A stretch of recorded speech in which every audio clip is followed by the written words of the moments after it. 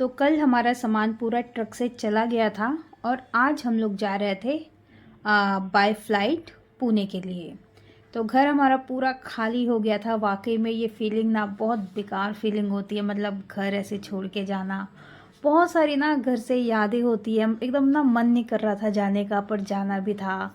ऊपर से मम्मी भी एकदम भावुक हो गई थी और हम लोग भी, मतलब बहुत ही ज़्यादा ना हार्ड टाइम होता है ये सबके लिए। मतलब कोई भी अपने ना परिवार से दूर जाता है, अपने घर से दूर जाता है ना, बहुत बहुत बेकार लगता है। मतलब ना बहुत ही ज़्यादा ना, मतलब अंदर से एकदम ना दिल टूट सा जाता है। पर हाँ, खुद को समझाना पड़ता है कि यार जाना पड़ेगा।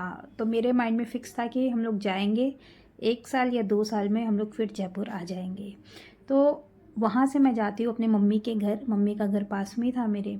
तो मम्मी के घर जाके खाना वाना खाकर, और हमारे साइड ना खोइचा देते हैं, मतलब अगर बेटी कहीं जा रही है ना तो उसमें थोड़ा सा चावल होगा, हल्दी होगा, दूब होगा, पैसे होंगे, तो वो मतलब आंचल में देते हैं कि आप जहाँ जा रहे हो वहाँ पे आप सुख शांति और ना धन संपत्ति आपकी बनी रहे।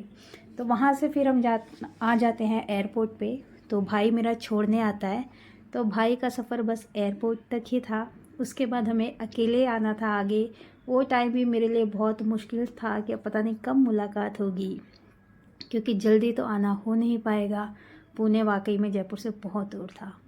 तो हम लोग आते हैं एयरपोर्ट। तो मैं देखती हूँ यार एयरपोर्ट कितना साफ़ सुथरा है, कितना मतलब एक एक चीज़ की ना इतनी अच्छी व्यवस्था है यहाँ पे। तो जो इंडिया में जो हमारे जो रेलवे स्टेशन है ना, वो इतने साफ़ क्यों नहीं रहते? मतलब यार रेलवे स्टेशन जाते ही ना मूड एकदम ना अपसेट हो जाता है, वहाँ की भीड़ देखकर, गंदगी देख के। आप अगर ट्रेन देखोगे ना, बाहर से ट्रेनें इतनी गंदी रहती है ना, और अंदर से भी कोई साफ़ नहीं रहता है। बट अगर आप एयरपोर्ट पे आओ, यहाँ पे एक एक चीज़ मतलब इतनी साफ़ सुथरी, इतना सुंदर। और तो मतलब यहाँ पे आकर ना फीलिंग आती है कि हाँ भाई हम कहीं आए हुए हैं। अगर आप ना मेट्रो स्टेशन भी चले जाओ ना, तो वो भी बहुत ही साफ़ सुथरे रहते हैं। तो मुझे लगता है कि रेलवे स्टेशन को भी साफ़ मतलब रखना चाहिए। गवर्नमेंट तो कोशिश करती ही है, हम इंसानों को भी, जो आम जो पब्लिक है, उनको भी ट्राई करना चाहिए कि अपना जो गार्बेज है अपने साथ रखे, मतलब यहाँ वहाँ ना स्पिट ना करे। तो ये सब अगर हम लोग करेंगे तो ही पॉसिबल हो पाएगा। तो अब टिकट के लिए आ जाती है हमारी टर्न। पहले मैं सोच रही थी कि शायद हमारा सामान ज़्यादा है, बट जब वेट हुआ तो हमारा जो लगेज था बिल्कुल सही वेट था उनका, बिल्कुल भी ज़्यादा नहीं था। अगर आपका सामान अगर ज़्यादा हुआ तो आपको एक्स्ट्रा पेमेंट देना पड़ जाएगा। मुझे लग रहा है अगर हैंड वाला है तो 7 kg, और अगर जो आपका लगेज है, सूटकेस है, तो वो एक पर्सन के लिए होता है 15 kg। तो हम लोग 4 लोग थे ना, तो 15 15 15 ऐसे 4 हो गए। तो वेट हमारा सही आ गया।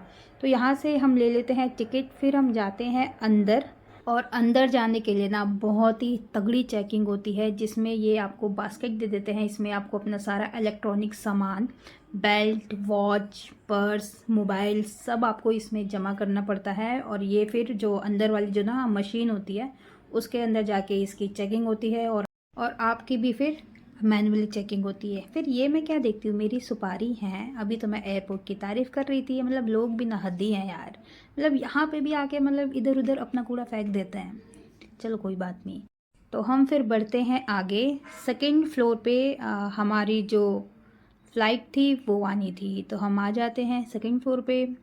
और वाकई में बहुत अच्छी फीलिंग आ रही थी, टिकट्स हाथ में थे। मतलब अब ना अच्छा लग रहा था कि हाँ भाई पुणे जा रहे हैं।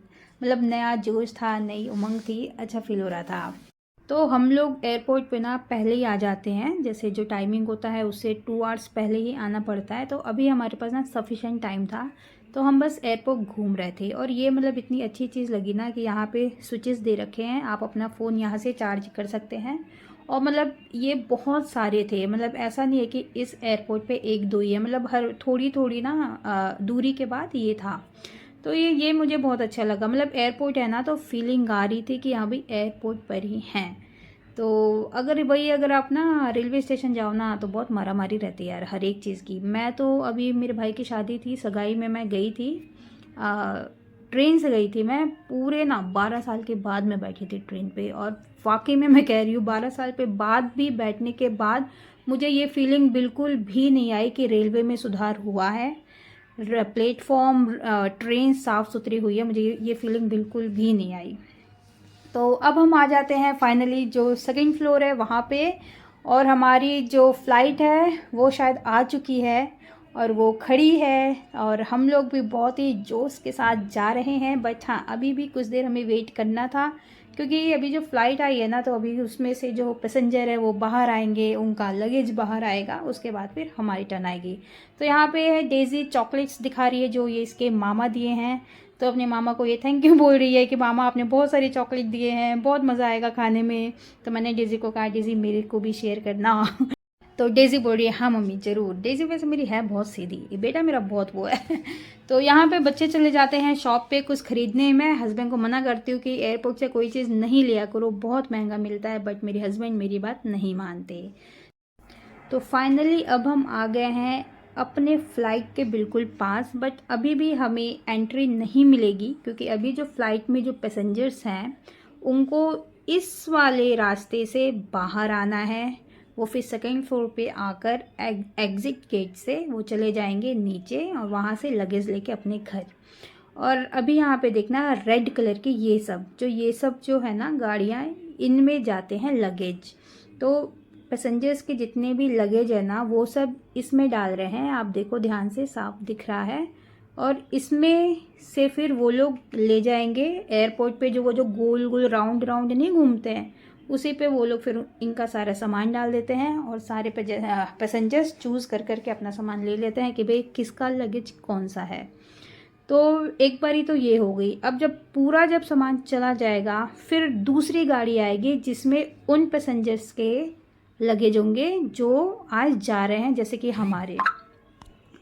तो अब हमारा टर्न आ जाता है। ये देखो इतनी लंबी लाइन है, पूरी फ़्लाइट फुल थी, एक भी सीट खाली नहीं थी, है ना। तो हम लोग भी अपनी टिकट चेक करवाते हैं और हमें फिर एंट्री मिलती है जाने के लिए। तो यहाँ से मतलब ये वो रास्ता है जो हमें फ़्लाइट के गेट तक पहुँचाएगी। वाकई में इस पे भी चलने में बहुत मज़ा आता है।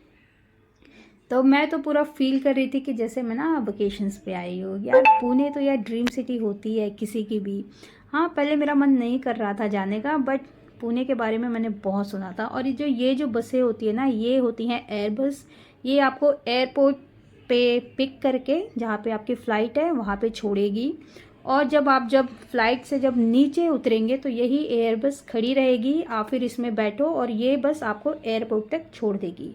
तो ऐसा सिस्टम जयपुर में नहीं था क्योंकि जयपुर में मतलब बहुत दूर ना पैदल नहीं जाना पड़ता है। अगर आप ना बड़े बड़े सिटीज़ में जाओ तो वहाँ पे ये सिस्टम है। और हमारे गोरखपुर में भी यही सिस्टम है, आपको एयरबस एयरपोर्ट से फ़्लाइट तक छोड़ेगी और जब आएंगे तो फ़्लाइट से आपको एयरपोर्ट तक छोड़ेगी।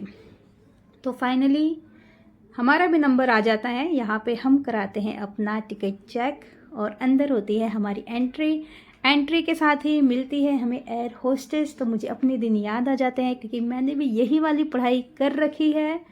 बट बात अलग है कि मैंने जॉब नहीं किया, कोई बात नहीं, बट स्टडी तो किया है ना। तो ये फीलिंग मैं जानती हूँ कि ये फीलिंग कितनी अच्छी होती है। मतलब ख्वाब होता है यार कि हम भी एयर होस्टेस बने, है ना। तो यहाँ से फिर हम लोग आ जाते हैं अंदर। एयर होस्टेस को देखते ही ना मेरी फीलिंग जग जाती है, मुझे याद आ जाता है कि मैं क्या थी और अब मैं क्या हो गई हूँ। तो छोड़ते हैं ये सब बातें, बढ़ते हैं आगे। तो लेते हैं हम अपनी सीट। तो 4 सीट्स होती हैं बुक। तो अब तो मेरा नंबर आता नहीं है विंडो सीट पे बैठने का। ये जो मेरे 2 बच्चे हैं, सबसे पहले तो मेरा बेटा, उसे चाहिए विंडो सीट। अगर थोड़ी देर के लिए वो हटता भी है ना तो फिर मेरी बेटी। तो और इतने देर में तो तब तक फिर हमारा एयरपोर्ट आ ही जाता है। तो अब मेरे हस्बैंड का नंबर नहीं आता है विंडो सीट पे बैठने का। तो यहाँ पे फ़्लाइट अब हो रही है टेक ऑफ। मैंने डेज़ी को बोला डेज़ी आइज़ बंद करो, बहुत अच्छी फीलिंग आएगी। तो डेज़ी मेरी बात मानती है, ये मेरा बेटा बहुत वो है, वो मेरी बात नहीं मानता है। तब तक मैं यहाँ पे देखती हूँ बुक, मतलब वहाँ का मेन्यू कि मेन्यू में क्या क्या है। बट जो हमारा जो खाना है वो पहले से ही बुक है। तो मैंने बस ऐसे ही देख लिया कि क्या क्या है, क्या क्या प्राइजेस है। तो बहुत महंगे प्राइजेस थे और खाना भी कोई टेस्टी नहीं होता है। अगर आप लोग सोच रहे हो कि खाना बहुत टेस्टी रहता है तो मैं बता दूं, अगर आप मील ऑर्डर करते हैं जिसमें रोटी या पराठा होता है तो वो पराठा बासी होता है। मतलब अगर आपकी शाम की फ़्लाइट है तो वो वाला पराठा सुबह का बना हुआ होगा और जब आप खाएंगे तो बहुत ही टाइट पराठे होंगे वो। तो फ्लाइट का खाना बिल्कुल भी टेस्टी नहीं होता है। बट लकली आज जो हमारा जो लंच जो हमें मिला था बहुत ही फ्रेश था, बिल्कुल ताज़ा था, दिखने में भी बहुत खूबसूरत था और खाने में भी बहुत खूबसूरत था।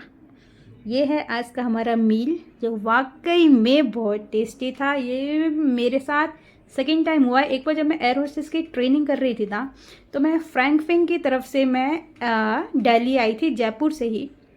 तो तब हमें एयरपोर्ट लाया गया था, जयपुर टू दिल्ली और दिल्ली टू जयपुर। तब हमें बहुत अच्छा खाना मिला था, बहुत अच्छा। तब से मैं सोचती थी यार फ्लाइट में खाना ना बहुत अच्छा मिलता है। तब हमें ना केक भी मिला था, बहुत टेस्टी केक था, ब्राउनी था कि केक था पता नहीं। तब से मेरे माइंड में था कि फ्लाइट का खाना अच्छा होगा। फिर जब मैं बाद में जब मैं अपना पैसा लगा के बैठी ना, तब मुझे पता चला फ्लाइट का खाना बकवास होता है। बट आज लकली हमें खाना बहुत अच्छा मिल गया, तो हम सब लोग खुश हो गए। फिर आ जाता है पुणे एयरपोर्ट, हम लोग उतरते हैं। ये है हमारा बैग, आगे आगे चला गया तो आगे मेरे हस्बैंड खड़े हैं, वो ले लेंगे। तो बारी बारी लेते हैं हम लोग अपना लगेज, और ये है लगेज स्टैंड जिसमें हम लोग रख लेते हैं और फिर हम लोग निकलते हैं पुणे एयरपोर्ट के बाहर। तो बाहर यार जो कैब होती है ना, वो भी मिलने में ना बड़ी दिक्कतें होती हैं सच में। उसका भी एक मैं अलग से वीडियो डालूंगी ना, बहुत परेशानी हुई। और एक चीज़ अच्छी जानते हो क्या हुई, हम लोग बैठे हुए थे ना, बहुत थके हुए थे। फ़ोन मैंने मेरे हस्बैंड ने दोनों ने चार्जिंग पे लगा दिया था फ़ोन। हमने सोचा थोड़ी देर बैठते हैं फिर जाएंगे। तब तक मैं क्या देखती हूँ कि रामदेव बाबा आ रहे हैं। हाँ, तब तक मेरी ना डेजी बोलती मम्मी अब वो देखो रामदेव बाबा। मैं तो देख के चौंक गई। मैंने सोचा यार क्या करूँ, फ़ोन भी हाथ में नहीं था। अभी मैंने उनको अच्छे से देखा ही नहीं, वो इतनी स्पीड में चल रहे थे, पूरी सिक्योरिटी उनके आगे पीछे उनको ना घेरे हुए थी। और कुछ एयर होस्टेस भी वहाँ से जा रही थी, वो भी रुक गई उनकी ना फ़ोटो लेने के लिए। बट मैंने सोचा यार आंखों से ही देख लो, फ़ोटो लेने के चक्कर में मैं देख भी नहीं पाऊँ।